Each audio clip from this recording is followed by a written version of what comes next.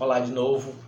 Bom, iniciando essa etapa 4 no livro texto, que corresponde ao nosso módulo 3, a gente agora vai voltar ao livro texto, né?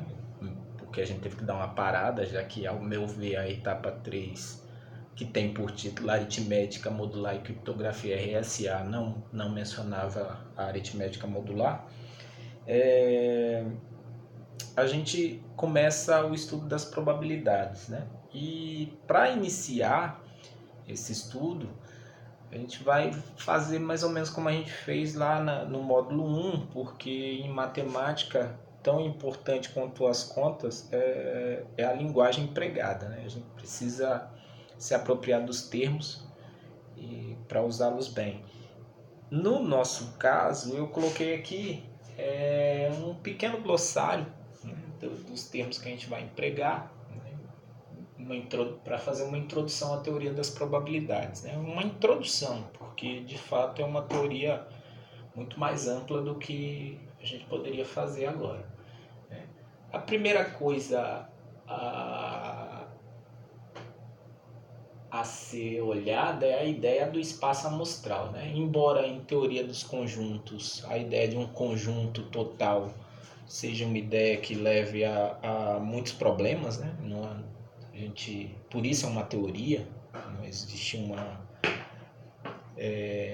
uma forma de você introduzir a teoria dos conjuntos sem que apareçam alguns paradoxos, né? A gente vai chamar de espaço amostral um conjunto, digamos assim, total. O espaço amostral é o conjunto formado por todos os possíveis resultados de um experimento aleatório. E como por experimento aleatório, coisa que eu não vou definir, a gente entende qualquer coisa como jogar um dado para cima e ver o que vai cair como resultado, jogar uma moeda para cima, fabricar 100 camisetas e descobrir quantas peças são defeituosas, e o conjunto de todos os resultados disso, as peças defeituosas e as peças não defeituosas, é o nosso espaço amostral. E pela palavra evento, a gente vai substituir a palavra subconjunto. O espaço amostral é o conjunto de todos os elementos e eventos são os subconjuntos desse conjunto. Né? Lembrando que em teoria dos conjuntos a gente usa uma notação para o conjunto das partes de um conjunto. Eu vou usar essa daqui por um motivo que vai ficar claro. O espaço amostral ele pertence ao conjunto das partes de um conjunto, então ele é um elemento do conjunto das partes do conjunto S. Lembre-se que, dado um conjunto arbitrário, o vazio sempre pertence ao conjunto das partes, que eu estou simbolizando por esse P estilizado. Né? Cada conjunto unitário, S1, S2, é um subconjunto e assim por diante. O próprio S também pertence ao conjunto das partes. Ok? Então, os eventos, tem o evento vazio, tem o evento que a gente pode chamar de total, que é o evento S. Tem os eventos unitários, que são os elementos isolados do conjunto S, formando esses subconjuntos unitários, e assim por diante. E aí, bom, eu vou dar uma definição que talvez não esteja no texto, mas o que é uma probabilidade? Uma probabilidade é uma função, e essa função eu vou chamar de Pzinho, por isso que eu estou usando esse P estilizado para o conjunto das partes. É uma função que está definida, tem como domínio o conjunto das partes de S, e ela, a cada elemento do conjunto das partes, ou seja, a cada evento, ela associa um número que está no intervalo 0,1, um número real no intervalo 0,1. Né? Então, a cada evento, essa função associa um número PR.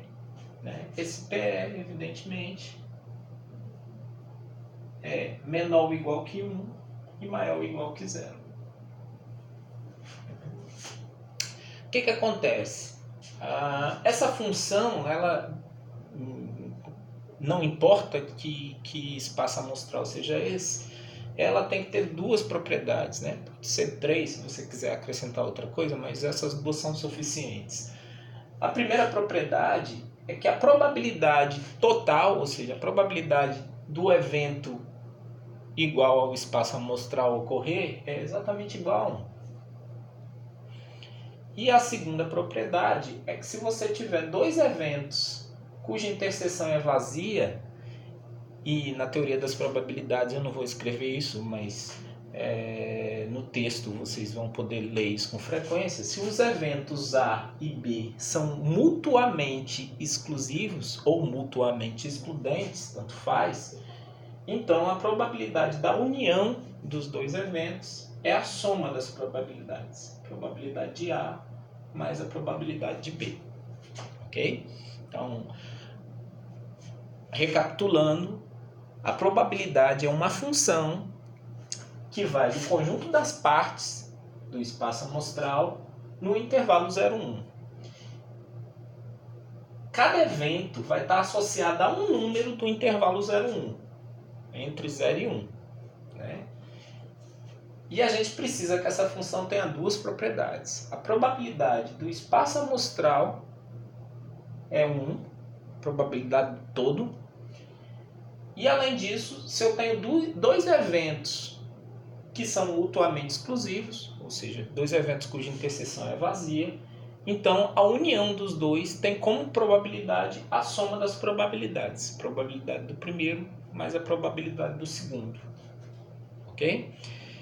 Essa função, ela acarreta algumas coisas especiais. Por exemplo, qual a probabilidade do vazio? A probabilidade do vazio, que a gente poderia incluir ali como propriedade, ela tem que ser 0.